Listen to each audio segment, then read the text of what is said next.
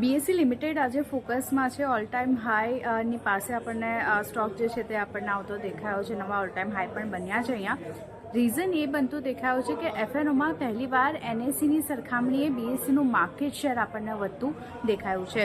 Major structural shift થતું દેખાયું છે, ખાસ કરીને જ્યાં બીએસસીનું માર્કેટ શેર વધીને 55.4% પર રહ્યું છે, જ્યારે એનએસસીનું માર્કેટ શેર ઘટીને 44.6% પર આવતું દેખાયું છે. હવે બીએસસીનું જે ઇન્ડેક્સ ઓપ્શન માર્કેટ શેર છે તે અહીંયાથી 55.4% પર વધીને આવતું દેખાયું છે.